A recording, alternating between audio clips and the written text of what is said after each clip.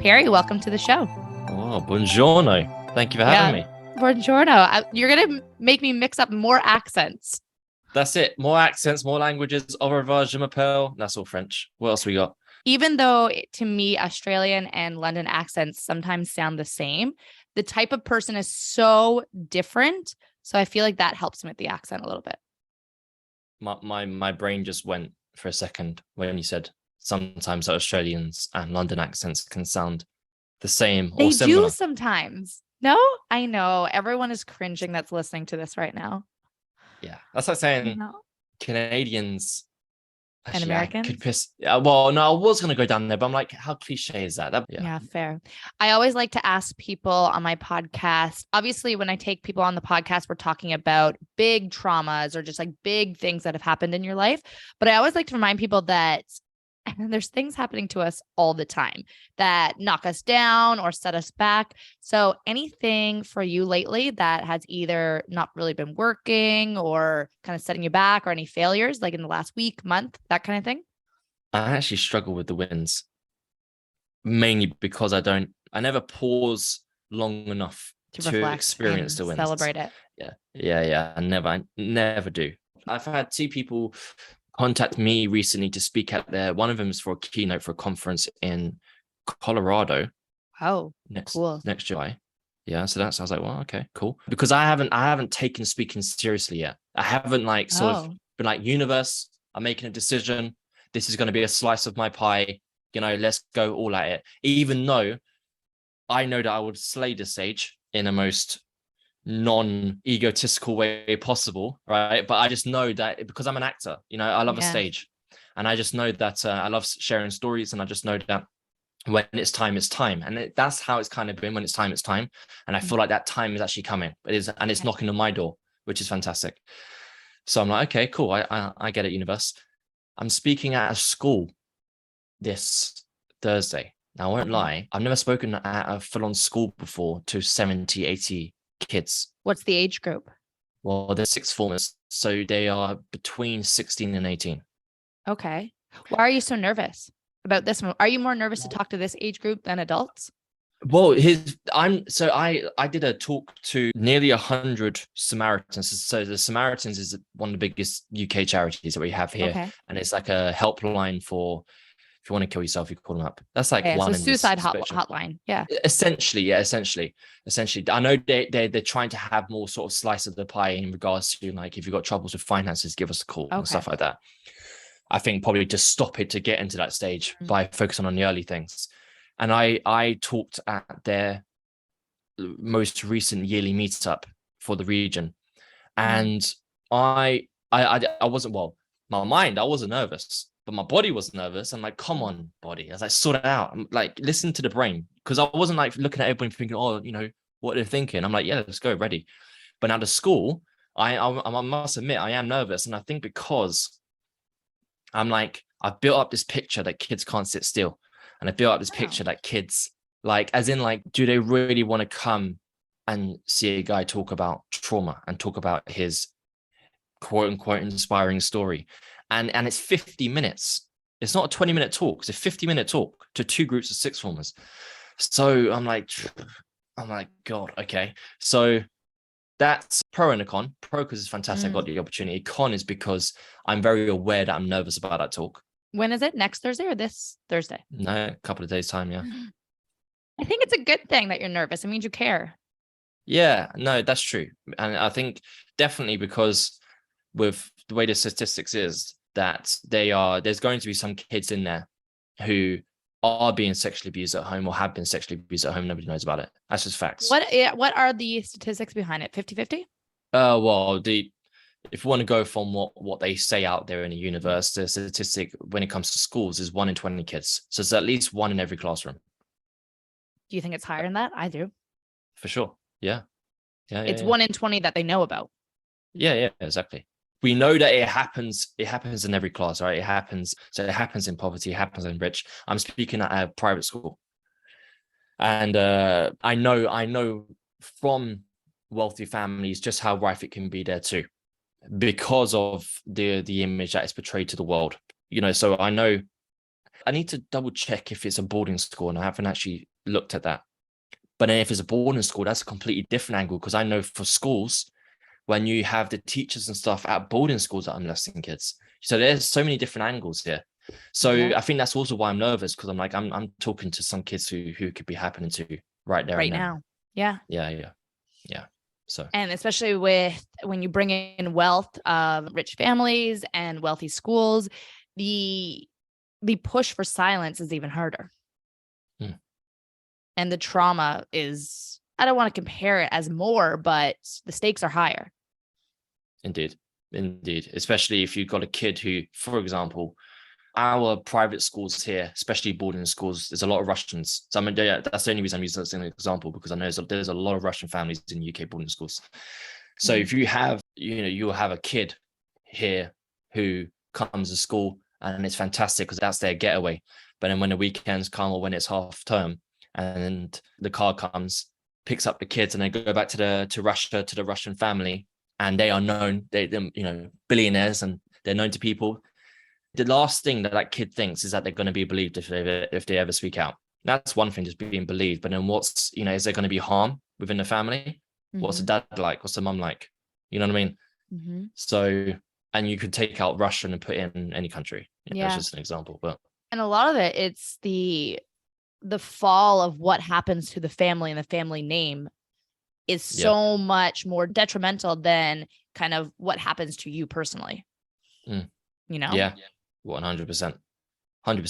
That's one of the main things that I get now when I have conversations with people, is they say, especially it happens to all ages, but especially when it's like they're in their 20s and 30s, and they're like, right, well, it happened 15 years ago. Okay, so then there's one thought, well, what's the point in bringing it up? But then there's the other voice. Every day is like, you don't want to anymore. It's too late. It's too late. It's too late. Exactly. And now we just amplify that if you're in your 60s and it's really historical abuse. And it's like, what's the point? What's the point in saying it? But then they're dead 5 years later from alcohol abuse, or from, or from stress, from a heart attack. But then if we go to the 20s to 30s and they're like, well, should I speak out now? Well, I've got kids maybe, and I want my kids to have a relationship with my mum. I want them to have a grandma, but I know what she's like. So then I become the villain if I stop them from seeing each other. And if I do speak out, there's going to be a huge riptide in the family. And it's like, but I shouldn't be the one being cursed here. And there's no time or place for the victim's trauma ever. No. Because unless the victim wants to take a path on their own, which they shouldn't have to, they should have the support of the family. But unless they want to take a path of their own to then seek help and create a new family, which is kind of like what I'm doing with the Power Tribe, the Facebook group, the amount of people that say, if I didn't have this group for the last year, I wouldn't be here. Or you guys are my family. I'm like, it shouldn't be like that. But I'm thankful that it is. And then you've got the parents who's like, they should be given the time to their kids. We're going to use this as an example. Let's just say it's the uncle that abused, and then the mum finds out that her brother abused her kids. But then she doesn't want to do anything about it. So when the kid then brings it up, she tells her to shut up because she doesn't want to face the truth. And then she is denying and rejecting her child's own healing journey without really knowing it. In that present moment, they're probably not seeing the huge, deep wounds that they are helping to grow even deeper and even bigger until 20 years later. Then it's like, boom, hits you right in the face. Look at mum. You had a helping hand in this. You didn't do the abusing, but what did you allow? You allowed it to thrive in silence. Yeah. I mean, I think that's the perfect segue and parallel into your story. I feel like that's a similar narrative, and probably a similar narrative for many, many, many people. So for context for everyone listening today, when Perry was growing up, he unfortunately went through the trauma of childhood sexual abuse by his step grandfather. It happened for how many years? A couple of years, hey? Before anyone noticed? And it always has been a guess. I say it's going to be a year and a half. But do I know is that it's a year and a half? I mean, it wasn't a couple of months, and I know this because I didn't go around there every week. Yeah, it wasn't every 2 weeks, but it happened enough times for me to remember quite a few flashes of it. Yeah, so your flashes are between the age of say 10 and 12, but it could have been happening before, and you maybe have blocked it out. Correct. Yeah. For sure it probably wasn't happening after, but it could have been started before. The reason why I don't know it happened after is because it stopped because I paint the picture here for everyone listening. Yeah. We've got the living room. We've got one sofa. Imagine you're sitting on a 2-seater sofa, you've got a coffee table right in front of you, and right opposite on the other side is another 2-seater sofa facing you. So if you're sitting on a sofa and you're looking up, you see another 2-seater sofa. If you look to the right, you see a TV at the end of the living room. So you kind of bit uncomfortable. I have no idea why they've done this. You just moved the sofa, haven't you? But anyway, they'll just sit there and then they'll turn and watch TV. Now, my step-granddad's sitting on the far sofa. I'm sitting on his lap facing the TV. There's a blanket over us. My stepmom is sitting on the other sofa opposite. She's watching TV. Now, my step-granddad used to smoke roll-up cigarettes all the time. And he had his hand over the arm of the sofa. And my stepmom's watching TV out the corner of her eye. She sees his cigarette fall onto the carpet. She doesn't take much notice. She carries on watching TV. But the moments go by, and then she's like, why is he not picking up the cigarette? Like, what's he doing? Because it's now burning a hole in the carpet. And she sort of looks up to maybe say, like, you dropped your cigarette, Michael. But as she's sort of looking at us, she then sees movements between my legs, but my arms are out of the duvet, and she didn't know exactly what's happening, but there's like a spidey sense just went off, and then she sort of stood up, went out of the living room into the kitchen. She called me. I followed her. She then took me home. She told my dad about what happened. My dad then confronted me, and then I basically told him what he was doing, and he was just had his hand on my pants and he was playing with me and sort of, fondling and stuff like that. And I don't remember any of that. So that whole scene there is out of my stepmom's mouth. Yeah. So it's like the flashbacks, the flashes of him doing it, the flashes of him breathing in my ear, or he pushing himself up against me, or telling me to shh if I look up at him, stuff like that. None of those were from that event. So I'm like, interesting. Okay, so it definitely happened for some time before that. And that was just the handbrake that stopped it all. And that's only because my stepmom saw it. My dad said, right, you're not going to go around there again. Okay, you're not going to go. If you're going to see your nan, is going to be at work at Sainsbury's. She used to work on the checkout. You're not going to go around the house again. And don't tell this to your mother, your biological mother. Don't go to school and tell your friends. You're going to keep this here between the four walls of the house because we don't want a black cloud over the family name.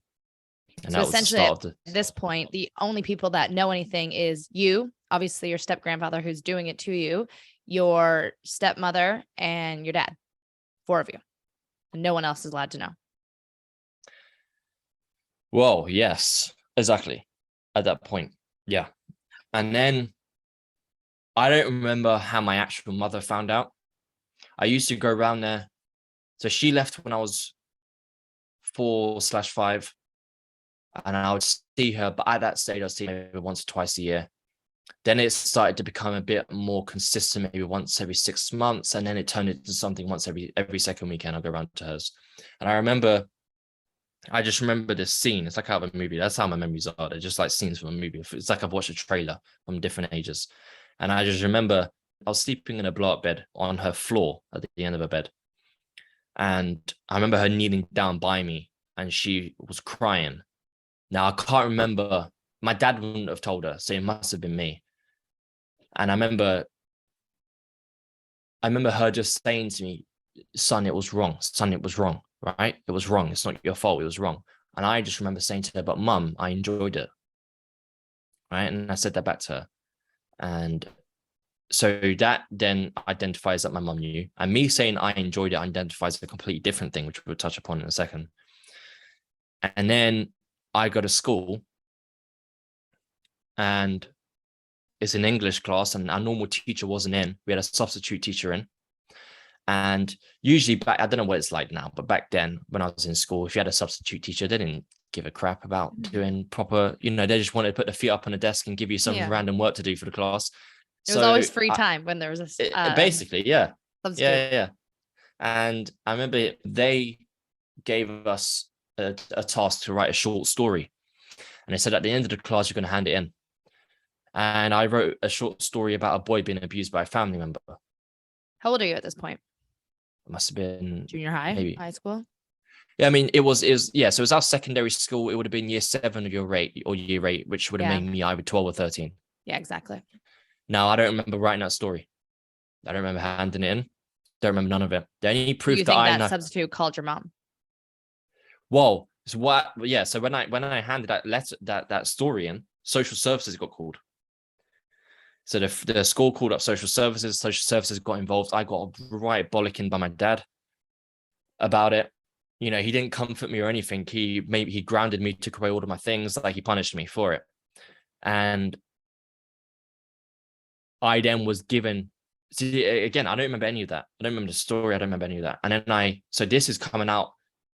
I even forgot about this until 2 or 3 years ago. My stepmom just, when I went round there, she goes, oh, look what I found going through the stuff in the loft or the attic. And she gave me like a letter. She goes, it's from your school. And there was a letter from my school saying basically about the story that I've written and that they're going to assign me a school counselor. And I saw the school counselor for a couple of years throughout school.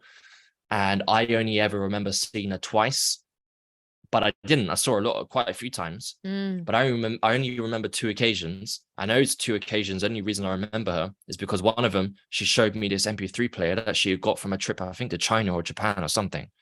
And it was like brand new at the time. I was like, what on earth is this? So that's the only thing I remember about that session, seeing that. Then the other time, she took me to her office in London, a different part of London.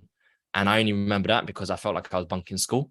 But I don't remember anything else from the sessions. I mean, we have a huge theme here of blocking trauma out. Why do survivors of sexual abuse do that? Well, I mean, as they say, it's what the brain does. It makes us safe. It protects us from those memories. I don't know the actual logistics behind it, you know, but I know enough to know that is primarily what it is that it does protect us. It does keep us safe. But then it's like, I don't know, because the sessions with the counselor couldn't have been traumatic. You know, I doubt she would have even brought it up, really. I'd be very surprised if she did. So why don't I remember those? I have no idea. No idea. Do you think you're protecting maybe your own family? Yeah, I mean, maybe. I remember, like, actually, that's a lie. I said I remember 2 things. I remember saying something else in the counseling session with, her name's Anthea, but I do remember it being the same one as her showing me the MP3 player. And I remember saying to her about memories. I said, I don't remember things. And I remember that always used to be a problem growing up between me and my dad, because he used to think I was faking it. So he'd always punish me for it.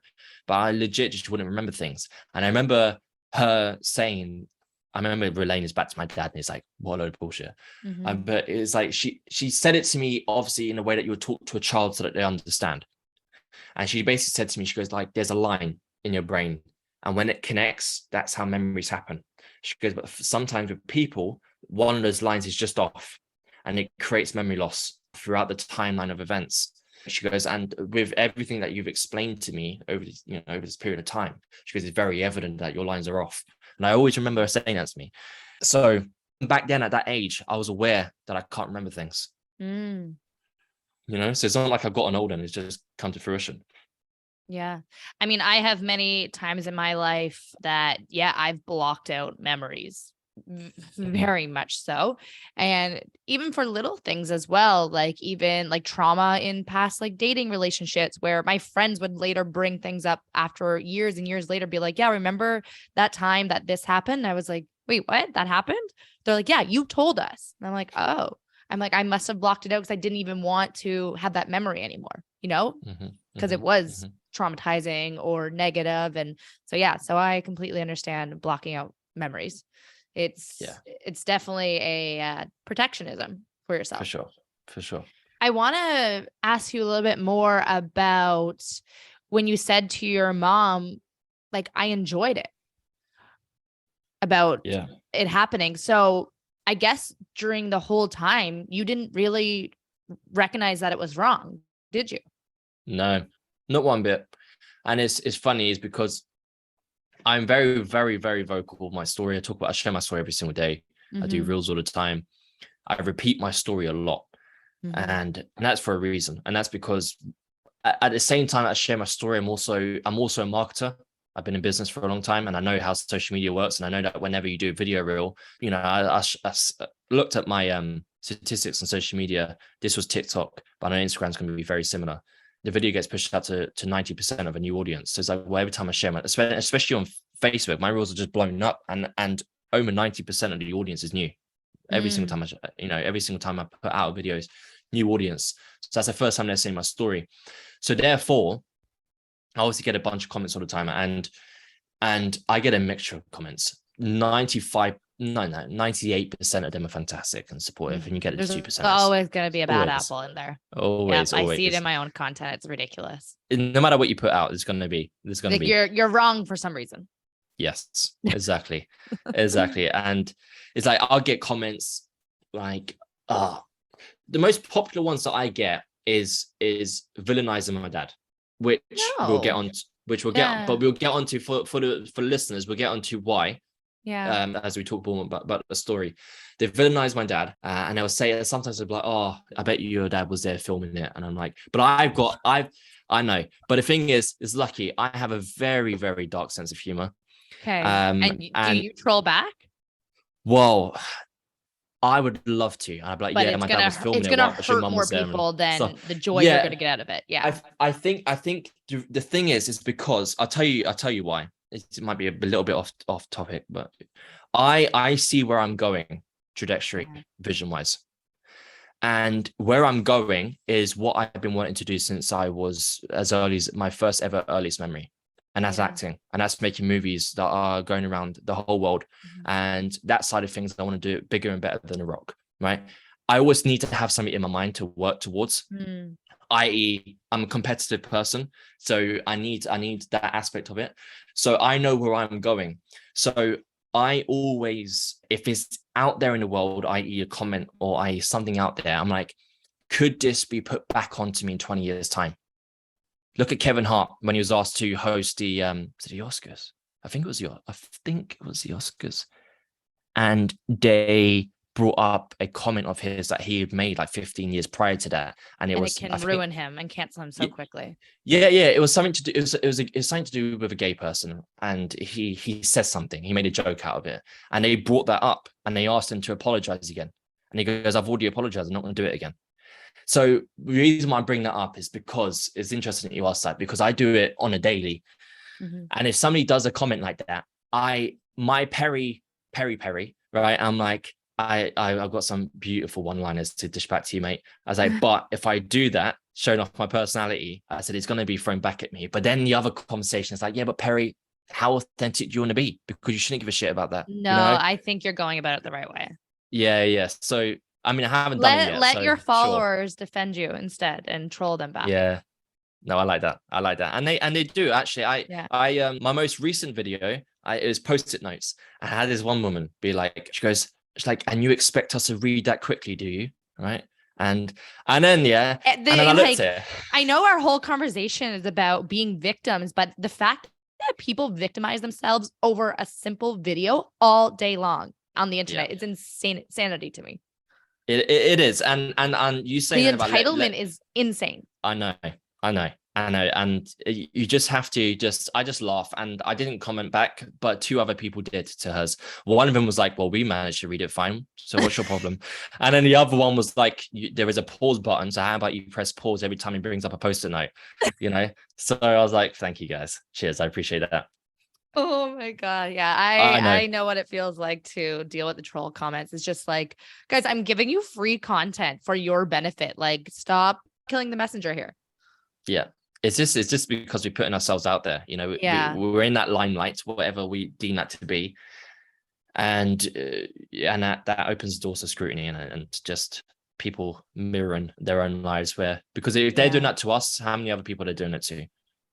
Imagine how they talk to the people closest in their life. If like these are the comments they give to some random video that came up on their For You page. Like you took the full minute to watch this video and make a comment, go get a life. Exactly. And the reason why I brought that up is because I also get people that say, how on earth did you not know it was sexual abuse when you're 10 years old? Right. So it's more rare to understand what it is.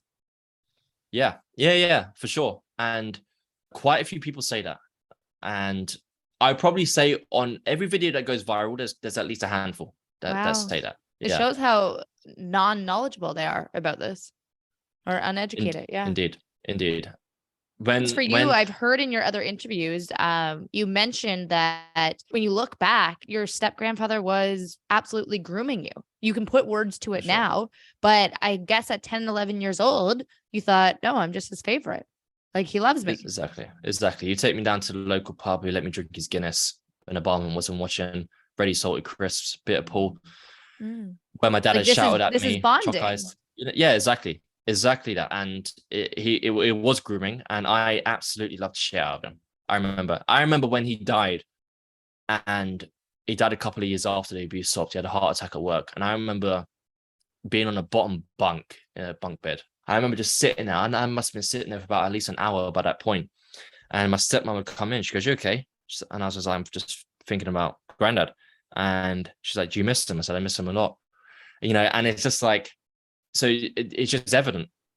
Yeah. That at that stage, I had no idea. But at that stage, I was 10. I didn't know what sex was either. I didn't know any of this. I didn't have the birds and abuse conversations. If I don't know what sex is, then I don't know what sexual abuse is. Exactly. So at what age did you realize it was wrong, though? When your mom was telling you like what happened was wrong? Well, here's the thing. Like they said to me it was wrong. It doesn't mean I know. It doesn't mean I accept as the truth. So they were telling me, and I think I understood the weight of it as I grew up and I become a lad and got the girls. I'm like, oh, okay, I know what sex is. All right, cool. I'm horny every day, 24/7. Let's go. Right. Yeah. And I'm like, so now I know what sex is. Oh, okay. Now I know what sexual abuse is. Okay. It was a man that abused me. It was my granddad.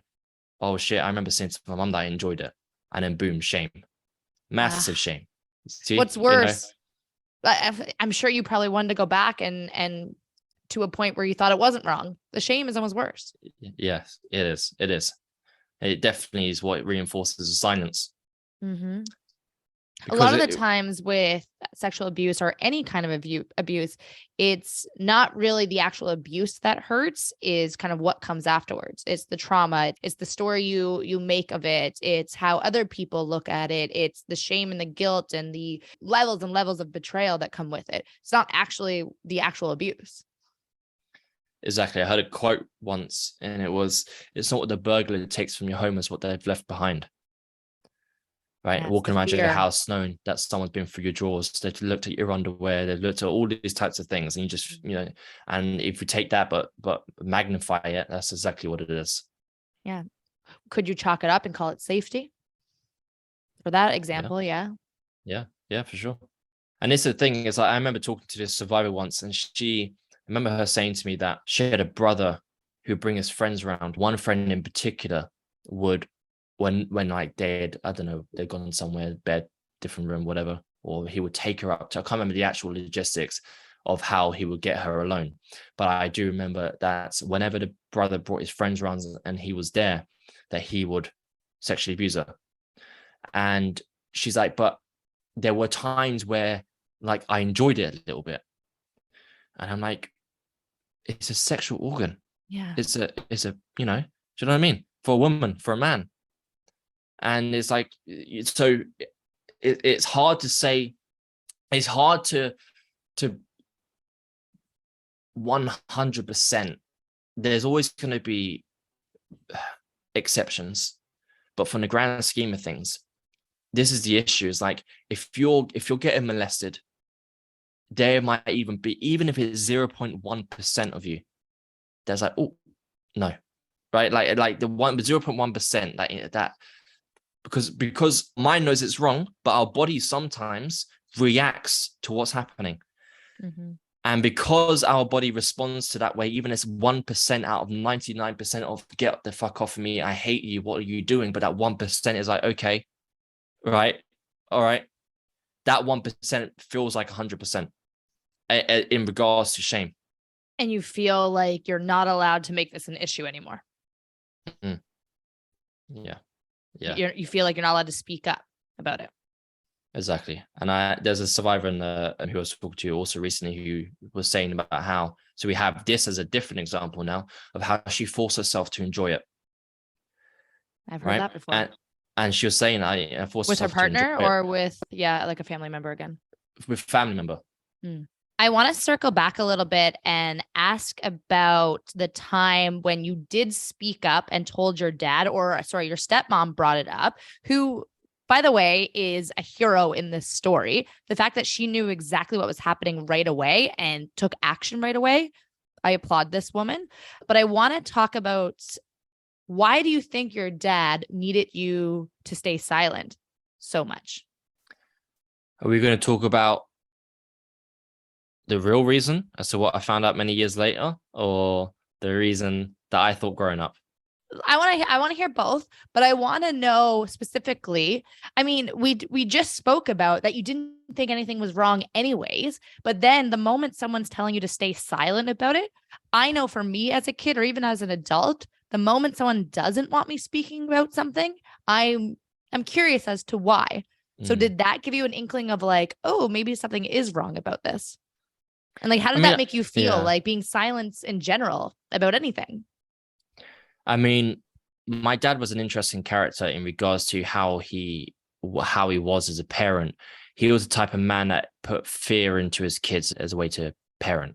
Okay, so you don't double cross.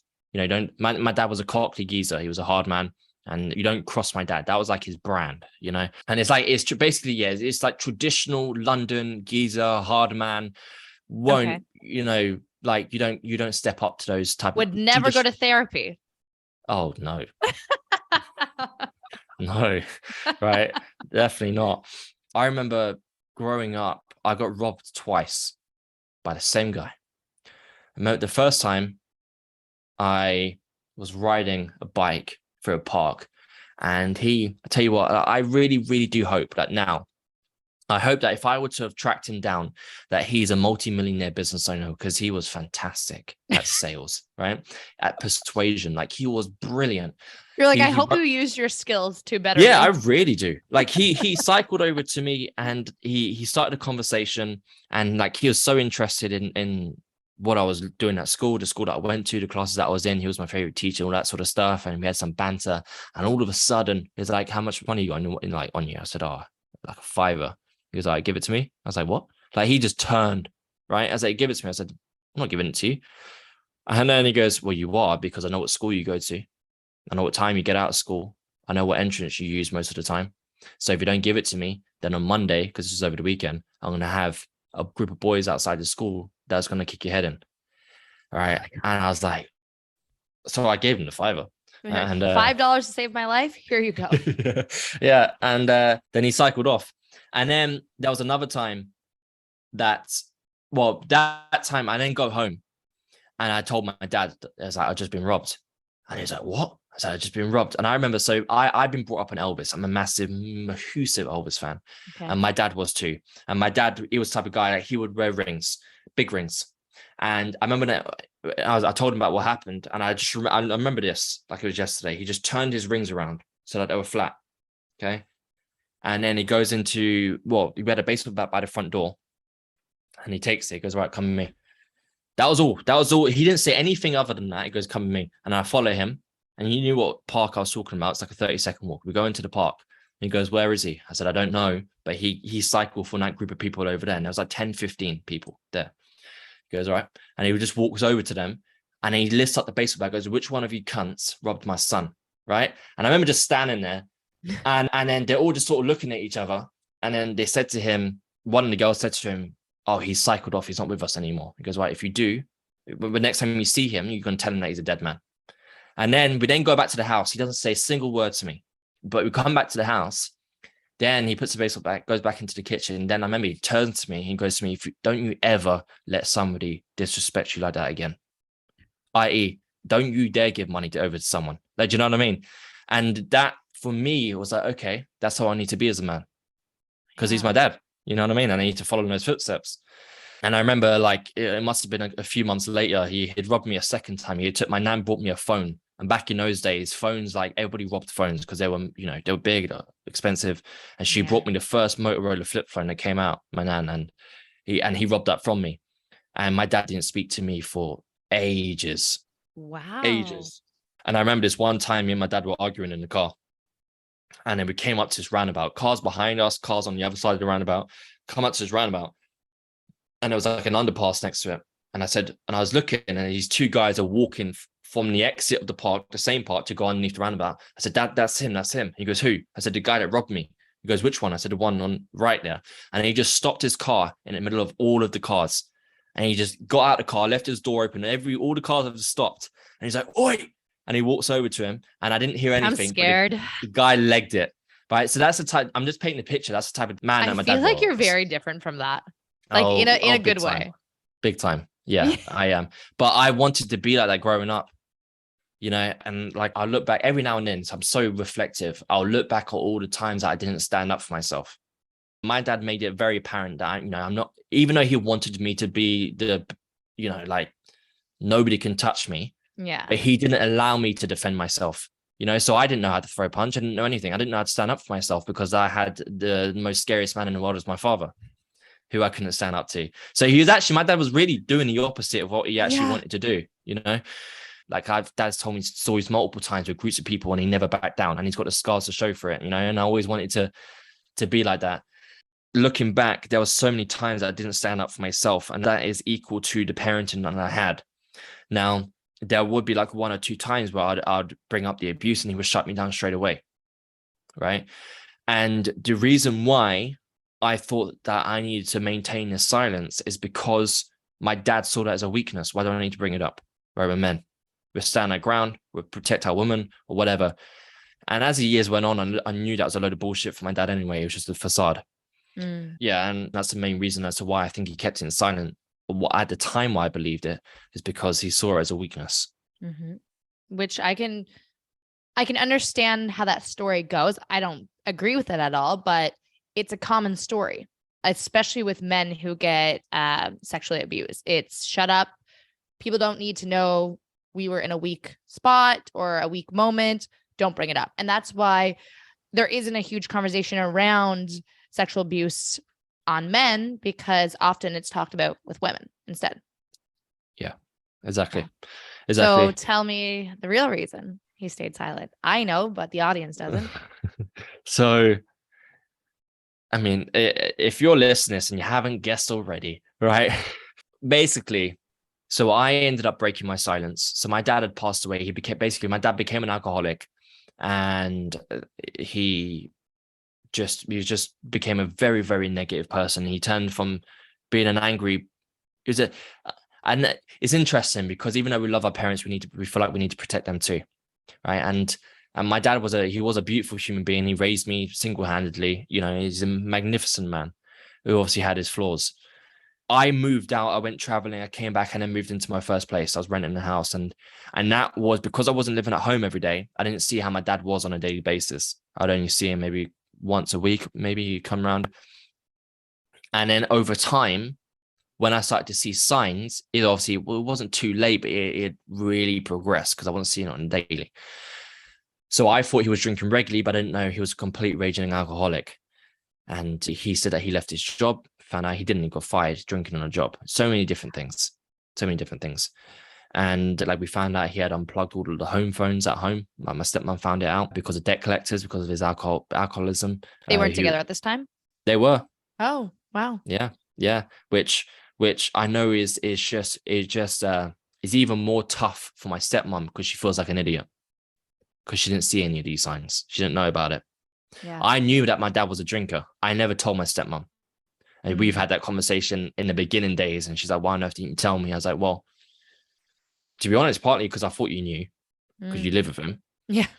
But also because it's my dad, and confronting him, or like he came round to my house once and was drunk like always, and he left, and I couldn't even bring myself to ask him to his face. I had to text him when he left, and I said to him, why are you drinking so much? You're scared if you ask him in person, especially with him already being drunk. Yeah. I'd be scared. And here's the thing with my dad, when I was young, he would smack me like on the leg or on the bum, but that did stop. Like that stopped rather quickly, and he had never hit me. But it's also the time as well. Yeah, I've been hit as a kid as well, growing up in the 90s.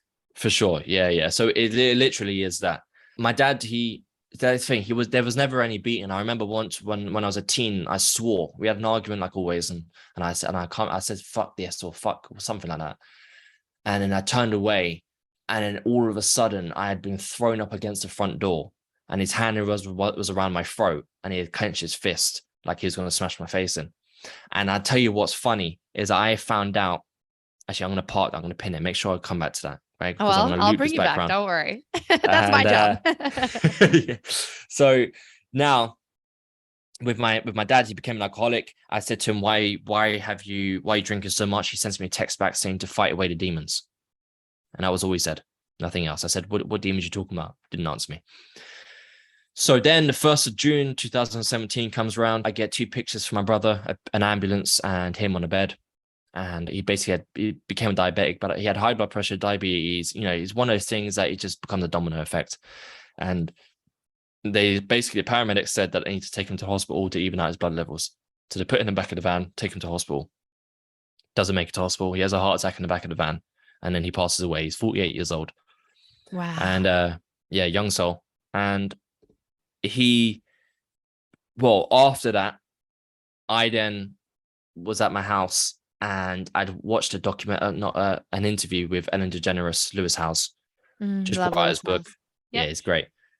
Brings out his book, Mask of Masculinity. She's asking him, why did you write a book? And he's like, well, because I was abused as a kid sexually. And these masks were to help me to be a man in society.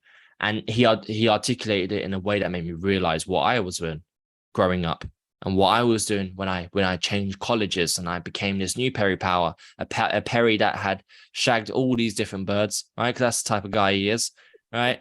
And he was a player. And I faked that story until it actually started to happen because people believed it. And I thought I was on top of the world. And obviously, and things like that come crashing down at some point. And that was it. I thought I was just playing this character, and I thought, yeah, it's nothing big. It's just to help me with my confidence. And whilst that's a small piece of it, that's true. Okay, because there is an element of, fake it till you make it, but it does depend on the context, right, and what you're actually doing it for. I realized it was actually really masks that I was putting on.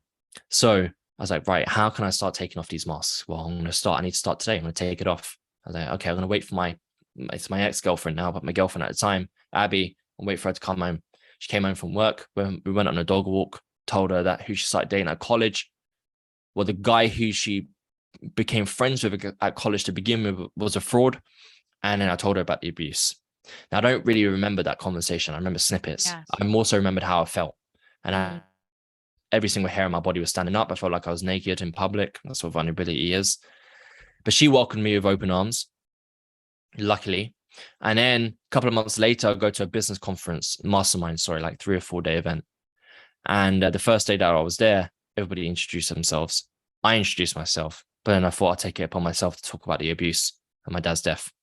I don't remember whatever came out of my mouth. I don't remember it either, but I know that's what happened. Then driving home, I was like, right, I want to do this again. I want to tell other people, but I don't want to tell every Tom, Dick, and Harry. I want to share it with the world, put a video on Facebook. Then that's where everything really sort of started to snowball. I then go to my stepmom's house. She's like, oh, we watched the video, Perry. I was like, okay. We just thought it happened that one time that I caught it happening. So that was interesting because as a child, that was her naivete. Yeah. And I just made her believe that it was just that one time. Then I go to my auntie's house in Acton, and my auntie's there, my cousin Kelly's there, and they said the same thing. We watched the video. I said, yeah. And she goes, well, you weren't the only one who was abused. That's what my auntie says. And I said, well, Kelly was too, because I knew that much. And she goes, well, no, it was someone else in the family, and it was also your dad. And I was like, oh, all the dots connected. Why he told me is now complete. Exactly. Why he told me to keep it a secret, because if I was to speak out about it, I'm also sharing his truth too. Mm-hmm. And then when he tells me forcing him to start sharing it. Correct. And when he asked me to watch Spotlight, the film about the Boston Globe and the Catholic priest molesting the kids. Have you seen it? I think we talked about it before. I've heard of it, but I haven't watched it. But I obviously know these stories. It's a great film. And he tells me to watch it. I watch it, go back to him. And then he goes, well, at the end of the movie, they got credits, but before the credits, they list out all the places around the states where there's molestations of child abuse within the Catholic Church. I said, yeah. He goes, well, there's also places around the world. And Cork in Ireland is where your step-granddad grew up. And at first was like, okay, well, why are you telling me this? And then it made sense. Okay, I know why you're telling me this. And I was like, oh, okay, well, that makes sense then. Right? That was my first reaction. And my dad lost it. He's like, that doesn't fucking make sense for anything. Got a car, slams the car door shut. And I'm like, why are you getting so vexed? I was the one that was abused. No, it makes sense.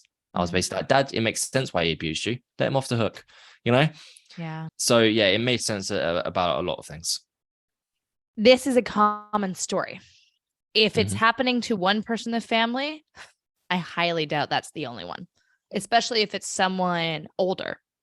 You know what I mean? It's very clear to me. Your dad said it. I'm fighting the demons. Like he was trying to drink away all the pain. But it's the interesting thing to me as well is it's funny how strength to him was physical, but the idea of ever speaking out about anything that happened to him, that was weak to him. But to me, it's the opposite. Yeah. Yeah. And it's funny, like, so your dad passed 7 years ago, right? Am I doing the math correctly? God, no way has it been that long. You said 21, didn't you tell me? 17, 3, 4, 5 years. 5. Okay. 2017, yeah. Okay, 5 years. Do you think if your dad was here today and watching all of the impact that you've had on so many people's lives so far, that he would reconsider if he thought you were strong? Well, there's whenever I get that question, I'm like, with my dad didn't change before he died. Yeah. He could have. So like, he could have. If it was the Andy that was alive when he was, my head would be on a platter, right? Why do you say that? Because he wouldn't let me bring it up to him, right? Let alone go across the globe. He told me not to tell school, and when I did it as a letter, he grounded me. He punished me. So if I didn't go on social media, it would have been game over. And I couldn't even imagine it. But Perry could have been a chance that maybe that would have been a thing to click, maybe. And there's going to be a bunch of maybes. If he was alive today, like, for example, my stepmom, in the beginning days, there was some comments. I was lucky. It wasn't a great deal of comments because they would have told him to fuck off, even if they were family members. I bet you would have. Don't give a shit, right? It's not really, to be honest, it's not negativity. It's respect. I did see it as respect. Yeah. My stepmom said to me, listen, just don't put me in your story. Okay. She didn't want to be in my story. I say so much so that my stepmom caught it happening. Okay. But she doesn't want her plugged in more, i.e. like, I remember this one time it might have been a post or a reel or something. And I did an image of the wedding day because I was there. And I was, so it was like me, dad, and stepmom. And she was not happy whatsoever because her picture was there. She doesn't want to be identified. Yeah. Yeah. It's, and she is a private person, my stepmom. She's a very private person. So that's like the extent of issues. However, I did notice a shift from her just being silent whenever I shared my story to then her actually being supportive when she saw the wave of support and, hey Perry, oh my God, you've helped me do X, Y, and Z from sharing your story. Now that she sees it on a daily, there's never anything negative that comes out of her mouth. She's like, yeah, go on, do it. Go for it, son. Could that have been my dad? I sure hope so. We'll never know. I tell you what, though, if he was alive, my dad would never have been in my story. It would have been solely me. But that's missing the whole story. I know. Which is why, it depends. I don't know if I like to think I'm spiritual, and I think I was going to go this direction as well. Everything happens for a reason. Exactly. And, and I say that a lot, like everything happens for a reason. And sometimes like, yeah, but you don't have to find a reason and things. I'm like, well, that is true. But the alternative gives me closure. Yeah, exactly. If I find a reason, it helps me. And why is that bad? Oh, yeah. What's the harm in that? I know. So it's like, well, my dad died at a young age and, he's not going to see my kids. He's not going to see anything with the world. And there has to be some type of meaning that's come out of that. So you didn't really start sharing and telling your story until after your dad passed, obviously. I didn't breathe one word of it until he passed. It was like February-ish time of 2018, and he died in June the year before. What's been the most surprising impact or even story that you've had on, say, someone that you're like, whoa, just me telling my story has had this big of an impact?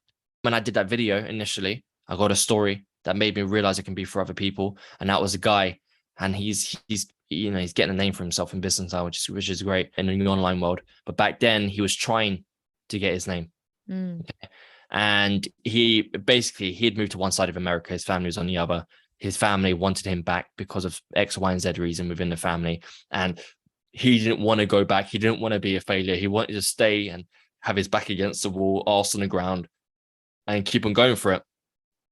But alongside that was deep-rooted trauma, okay, from events. And even to today, he still hasn't detailed it, but it's going to be within the ballpark of abuse.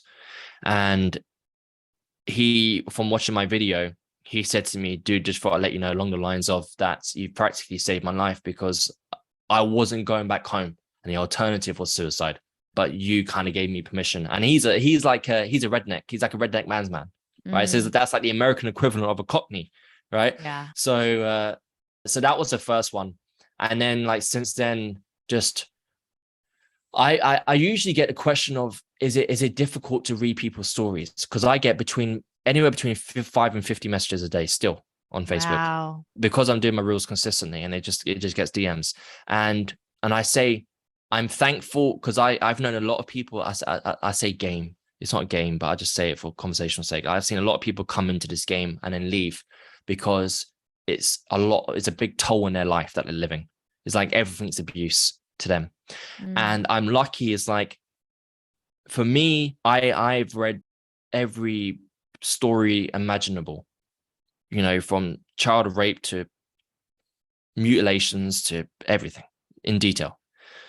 And it's like, they've been hard for me to read to a degree where I'm like, that shouldn't have happened. Like, come on, you know, let's do something about this, right? Get into my Facebook group, read my book. Fuels you even more?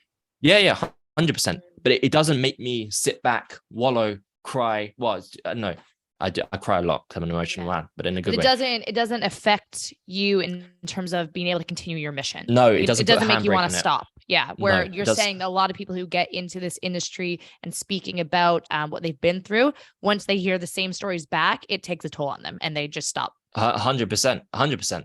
And I'm lucky. I can't put it down to this like formula that people can start going off and do. I don't know if it's just in me as DNA or whatever, but just for me, it hasn't put a handbrake on me at any point. I think there's been 2 occasions where I've gone to my girlfriend and I've told her about it. And like, you know, I don't know why it's affected me. It's happened twice so far. And they're actually from clients. They weren't from people that have reached out to me online. I think it's because I was more invested in them because they're my client. You know, I think you're that invested in their growth and their trauma healing. Yeah. I think that was it. But for everybody else, I'm just like, right, there's problems there. Let's solve them rather than it being a handbrake. And I'm just thankful for that. And then the other thing in regards to like discoveries from me, and this is a personal one for me speaking out, is when I got messaged by members of my step-granddad's family. And there's more? Well, when I put my book out, I'm never like, if I have a fear of somebody saying something, that would never stop me from doing it. Yeah. I very much have a don't give a shit attitude. Now, the only time where I've actually been a bit, or, you know, hairs on my back of my neck, but I'm still going to do it anyway, but I'm just very aware right now, is when I put my book out. That was like physical permission to Perry, you need to go all in on getting your story out there in the media. You got a reason, you got a book. Do you want 0 sales, or do you actually want to sell some books? Because you know it's going to help people. There's more pressure now. Let's go all in. Exactly. So I got out into the media. I was knocking on every single door possible. And I got into the Sun. I got into some big media here. And then there was just this thought in my head that his family are going to see me in this story. And I'm like, they're going to say I'm lying. They're going to say something, because I don't know who they are, but I know they exist. And then one day I get this message from this woman, and it was a very long message. And she's like, hey, Perry, this is X, your step-granddad's Y. And then as soon as I read that, I just put the phone down. I was like, fuck. I was like, okay. And I sort of prepared myself. You knew what this shit show that was going to come, right?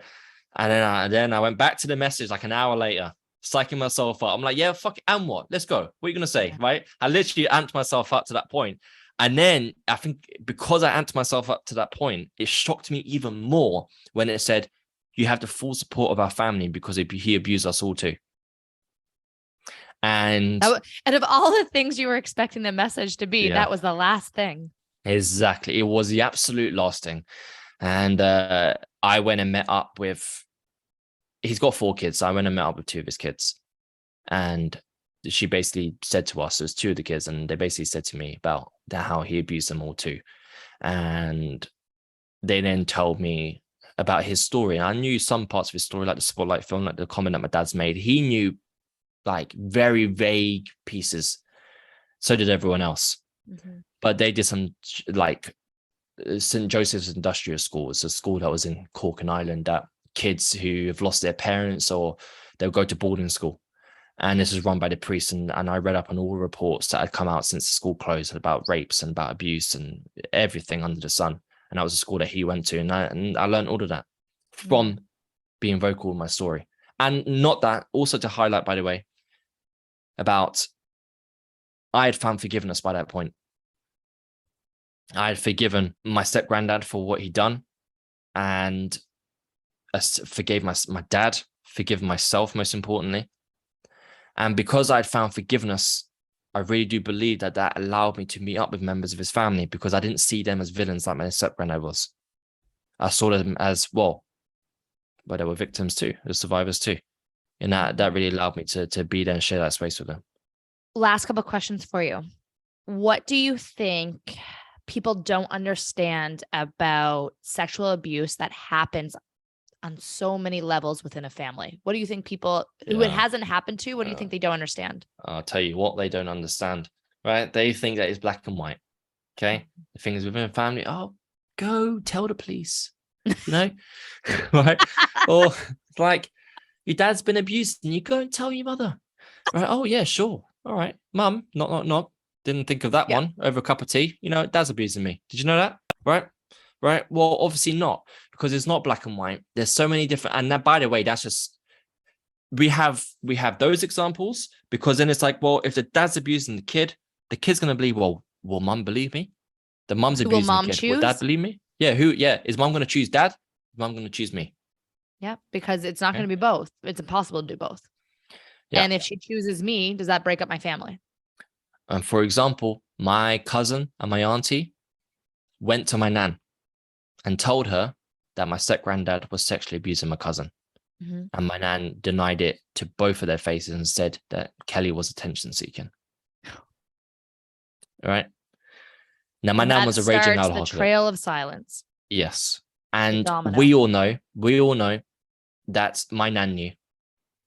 But she didn't want to confront that truth, because if she did, then what does that mean? It either means that she stays with a pedophile because she's too scared to be alone, or she leaves him. Okay, which sounds obvious, right? To everybody outside of a family environment, sounds obvious. But obviously it's not obvious, or she would have made that decision. And who knows, he may have been abusing her too, but we don't know. Yeah, either way she loses.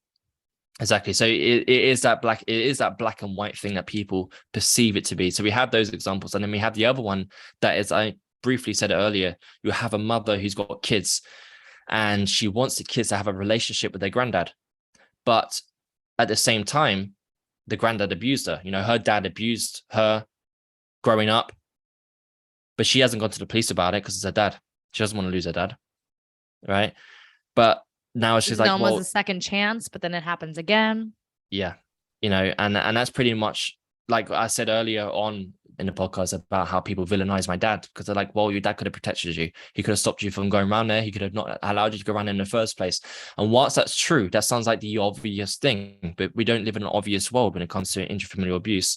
If my dad stopped me from going around there, never let me go around there in the first place, he would have not allowed me to have a relationship with his stepdad, which again, you know, that wouldn't have been the worst thing in the world. Okay. But to that person, there was no guarantee it was going to happen again.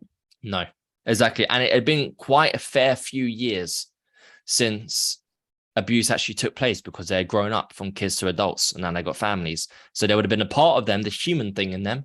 Maybe they've changed. Or maybe if I let my son go around there, we always have a family member with him.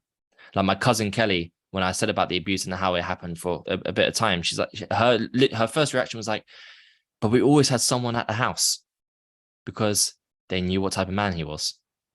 Okay. I was like, well, didn't stop him from doing it, did it? Yeah. No? I mean, he was doing it right in front of your stepmom. Yeah. So that's the main thing is the whole black and white thing when it's actually multiple colors on that palette.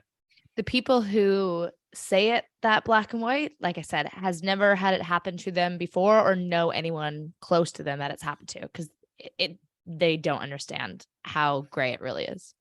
Yeah. Exactly. There's more at risk speaking out sometimes for the victim than there is just keeping silent. Mm-hmm. But it takes, I mean, there's a reason why we call them survivors.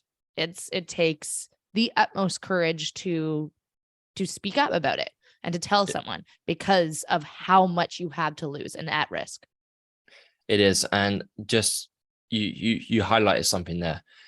I always say, and I will give a caveat to it in a second. I always say that the consequences of living in silence far outweigh the consequences of breaking the silence. And that is because the majority of the time, the person who's living in silence is crippling. They are struggling and they're dying. Mm-hmm. Okay. So if they were to speak out and they break up the family, as far as I can see it, good. Why? Because the family should not be broken up anyway. There should not be a result. If you speak out about your abuse, your mum, your dad, your brothers, your grandparents should not leave your side because of your truth. And if they do, fuck them. Sorry, I don't care if they're blood. Mm-hmm. Okay? Because that should not be their reaction. Now, if you're living in silence, and only you will know the answer to this, not me, and you're truly okay living in silence, and you're happy, and you're healthy, and the reasons why you're doing it, you're good with them, then that's okay, because that's an individual circumstance that you're living in. And as far as you're aware of that, because there's many people like this too, then that's okay too. Yeah. Last question for you. You've shared a lot today, obviously, and anyone that's listening has gained a lot of value, maybe comfort, maybe inspiration, maybe that opportunity to say, hey, I think it's time that I speak up. But my question to you is, everyone listening today, what can they do for you? What can I do for me? Yeah. Huh. Well, hey, listen, if anybody lives in Wisconsin and you want to get me some Green Bay Packers tickets, right, or some Elvis memorabilia, then I'll send you my address. But I never know who's listening to this. I know, and I'm getting out there. You never know. But follow me on social media. You can get my book on Amazon, Breaking the Silence. If you're a survivor and you want to break your silence, or maybe you're a friend of a survivor. I've got people in the Power Tribe who are parents of survivors, and I want to know how to better give them, courage and support. They join a group too. What's next is a couple of things. So feature film, but that's a very, very slow burner. So we're still working on the script for that. Something that I think is going to happen a lot quicker is a documentary. I had an idea about this a couple of weeks ago, and I was like, documentary. And I can't sit on an idea for too long until I'm like, right, we need to go. So I thought, okay, documentary. There's documentaries out there about sexual abuse, but is there one specifically about intrafamilial abuse? Not intrafamilial abuse, but also this type of abuse and that type of abuse and this and what, but no, just that. Stop sugarcoating it. Just that, the raw facts. Not that I could see. Somebody might be able to pluck one up, but why is it not out there in the spotlight, right? I'm talking on front pages of Netflix and stuff like that. No, there isn't. Okay, so let's do it. So put the feelers out. It's like, let's get going. And now I've got an in-person meeting on, well, basically I've got a production company on board for the documentary. And on Wednesday, we're putting a pitch together to go towards, she used to be the president of Lionsgate. And we are pitching her the documentary because she was the executive producer of his previous one. So that's going to get going. That's going to get rolling. And so that's going to be fantastic. And then I'm going to be working on my next book, which I want to get going, get the ball rolling for. What's the difference between the second book and the first book? Well, so the first book is specific, right? So if you're a survivor, break the silence. Here's how you break the silence. Break the silence is in many different ways as possible to yourself first and then to others. Whereas this one, people want me to write about how to thrive after abuse. Okay. Right. And they want to be like, I have so many people say, oh, well, how have you written a book, or you're doing a documentary, or how are you on social media, and how are you speaking about it so publicly? How are you achieving these things? And for me, it's like, well, I haven't followed the traditional path of healing. So many people say, oh, Perry, like, how have you healed? How's the healing journey been for you? And I always used to struggle with this on podcasts. But now I'm like, you know what? I can't relate to that. I can't relate to the traditional path, other than the counseling that I got in school, which I don't even remember. I haven't, and I'm not, I know plenty of therapists, right? They definitely deserve their place, and they need their time, and people should get a therapist. My issue though is the place of focus. I believe that when you're focusing on healing wounds, you're always going to have wounds to heal. Okay. And I believe for me, it's about vision. Who's the person that I want to become? What are the things that I want to achieve using my story to plug into that to create, i.e. impact, like the book and things like that. So if I place my focus on that vision, I'm going to achieve these goals. Along the way, healing is going to happen as a byproduct, as long as I allow enough room for them to come up, be aware, see it, and attack that. Rather than having no vision board and just focus on the healing. Focus on just the inner child. Okay, I'll tick that off. Okay, forgiveness. Okay, tick that off. What's next? You know, it's like, well, no, focus on the goals. Lift your head up. How do you want to change the world? Where do you want to be in 20 years? So it's kind of like a self-help, personal development, quite a big plug there. But then it's like, you know, own your story, own your life. So is that Lewis that's House, what, or is that Tony Robbins? No, see, thank you very much. All right. Who is that? Is that Perry Power? Thank you. Yes, it is. All right. See, now Tony Robbins says, yeah. Tony Robbins says, own your day, own your life, right? Or own your, what is it? Well, or is that that's the other guy? You're gonna ruin this for me now. Oh, sorry, go ahead. I'll cut No, this no. out. As in, like, you're gonna tell me that somebody already says, because Tony Robbins says, change your story, change your life. Sure. Okay. He says that. And for survivors, I think they shouldn't be changing their story. Because usually they'll change their story in order to run away from what's happened. For me, survivors need to own their story. They need to take ownership over what happened and use it as a huge chunk of them, because it is. And they use that to then take ownership over their life. So for me, it's own your story, own your life. But now if you're going to come along and be like, Perry, I heard somebody else say that many years ago. I think trademark it immediately. Well, so yeah, so that's what the next book is about. I love that. Is that a working title? Well, maybe. I mean, maybe, you know, maybe I had one idea down, which is just be powerful, how to thrive after abuse. But I'm like, I will write down 50 different ones. And then when it comes to doing the book, one might just pop up out of the blue. It will.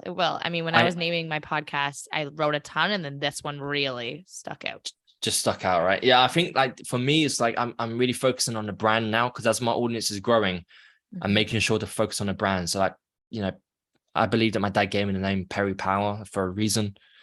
Right? Like you better do something with that, Perry. So like my whole thing is like every post and email that I do, I've been doing it for a while now. I'll sign it off as be powerful. It's very much is about be powerful. Survivors, you need to be powerful. Step into your power. Perry Power, be powerful. Right. So it's like, that's the whole brand that is going to grow and evolve. Love that. So that's the focus now. Nice. Well, Perry, it's been a pleasure. This is probably one of the longer interviews I've done in a while, but I always tend to hold people when I really enjoy the conversation. So thank you so much for telling your story from day one and again today. This is a story that I would say every single person probably knows someone in their life that have dealt with childhood sexual abuse. It's a lot more common than people think it is. So thank you so much for having the courage to speak up about your story and to give everyone the courage to speak up about theirs. So thank you. No, thank you. You're a fantastic host. Thank you. You're great. So I appreciate it. Thank you for having me on.